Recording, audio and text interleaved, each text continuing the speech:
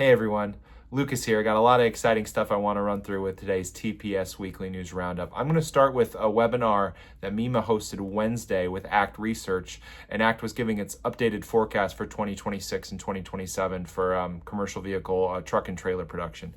And it was actually, there's some positivity there. ACT believes that the high truck orders we saw last month in December was the result of certainty around EPA 2027, or at least close to certainty around EPA 2027. ACT believes that we'll see some higher orders again this month than anyone that was waiting for a little bit more clarity around EPA was putting those orders in last month and this month.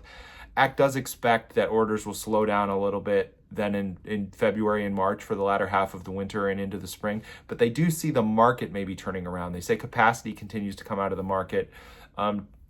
There's an expectation that tariff activity will normalize, or at least normalize compared to last year.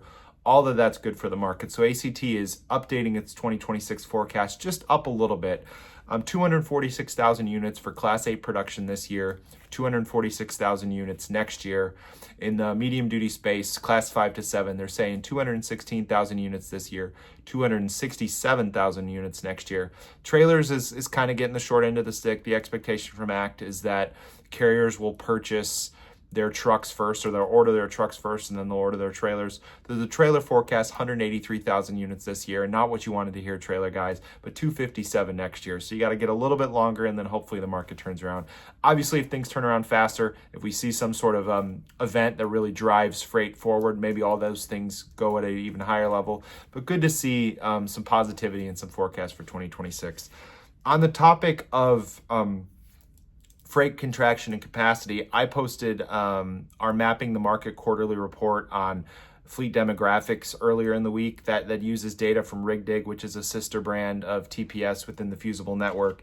And I noted that the carrier population decreased by 1.47% in Q4, the truck population by 2.17%, and the trailer population by 1.34%.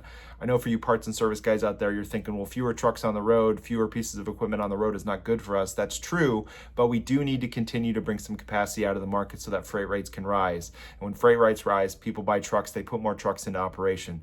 So that might not sound like a good thing for today, but in the long term, that is a good thing for the entirety of the space, because we do need to find that equilibrium so carriers can start driving those rates higher and have some profitability that they can use to invest in equipment. So some good news there. Like I said, HDAW is coming up on Monday. We had an HDAW preview from our 5th finalist, Wheeler Fleet Solutions, on Monday. Check that out.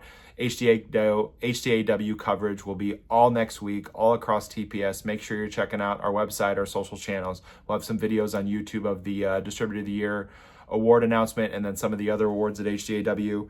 ATD is in a couple weeks. We've been profiling the ATD Truck Dealer of the Year nominees, so check those out on the website. One came out this week, another one will be out next week, and then 2 more leading into ATD.